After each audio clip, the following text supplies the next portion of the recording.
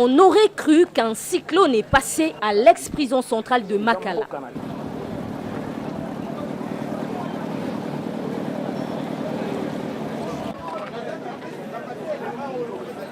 C'est l'image que présente ce plus grand centre pénitentiaire de la République démocratique du Congo qui vient de subir son plus grand coup depuis sa création. 4748 pensionnaires se sont évadés selon le greffe avec une aide extérieure selon le communiqué officiel des autorités judiciaires. L'ex-prison centrale de Makala traînait dans ses murs une surpopulation carcérale.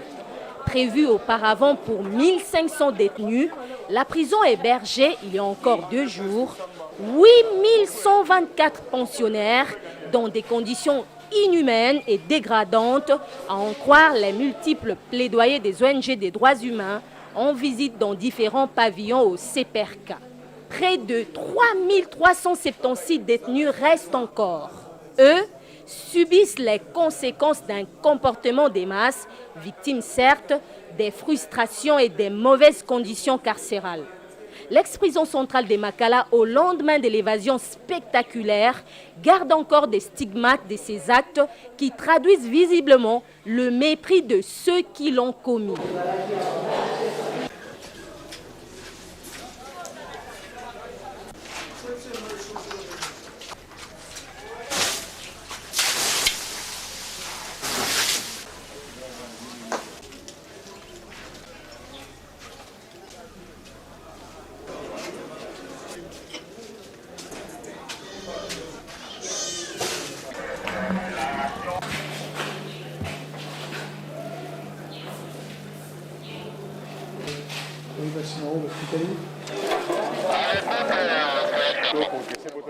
Les véhicules des particuliers détruits et brûlés, visibles dans l'enceinte de la prison.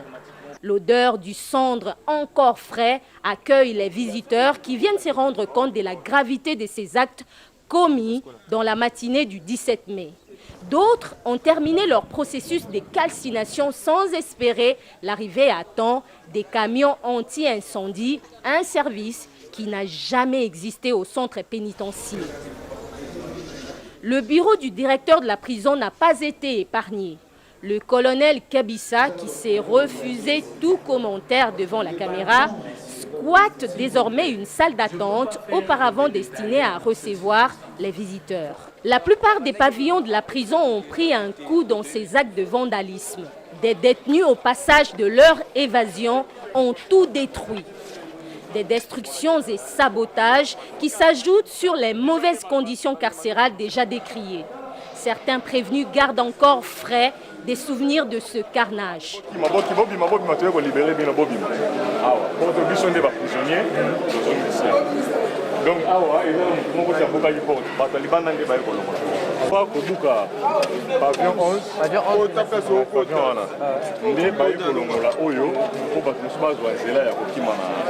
Ils ont apporté une partie des cartons de biscuits BP5 destinés aux malades malnutris. Et une partie des livres aussi, tels que vous voyez en désordre là. Le seul pavillon destiné aux femmes, le pavillon 9, a été saccagé de fond en comble. Ici, sur 147 femmes détenues, 143 se sont évadées. Au lendemain, les services de sécurité ont récupéré 4 autres qui viennent compléter les 4 qui ont préféré rester en prison et attendre purger leur peine.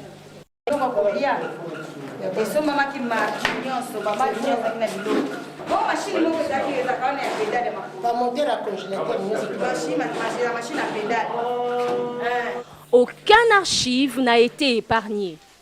Du bureau des greffes à la cantine, en passant par les installations sanitaires, déjà peu reluisants, les détenus en colère ont pris le temps de laisser des empreintes de leur passage dans les toilettes, mais également dans toutes les cellules où ils ont été hébergés. La chambre numéro 24, où était logé le député national, chef du mouvement politico-religieux Boudou Diamayala, est devenue un lieu touristique. Tout curieux vient s'assurer de la disparition des Nemwanda Nsemi, encore sans nouvelles depuis l'évasion. Chambre 24, à notre arrivée, on a vu ce qui s'est passé, ce qui, à la vie de tout le monde, on a saccagé parce qu'ils sont venus récupérer mon Ansemi. Et à son passage, il y avait des morts aussi. Et lui aussi, on l'a pris, il est parti. Une situation très controversée. Les gardiens des prisons médusés, chaque service pointe du doigt des coupables, mais également la non-motivation des gardiens des prisons serait parmi les causes de cette négligence au niveau de la sécurité. Tous réclament à présent des primes de risque pour mieux prester dans l'avenir. Makamna bango baza kuyana yango bayaka na visite à chaque jour toujours yamba bango. Or que bazo que traiter makamna bango ça la coup d'état il y a les 17. Va libérer Manassem. C'est ça le problème. Et Bakena mais ça ne va pas. Bakena ndingwana mais le gouvernement va suivre ça de près. Pour pas qu'un gars en exil, ce gars ça il va gagner encore la prison Makala. Na batune voilà non.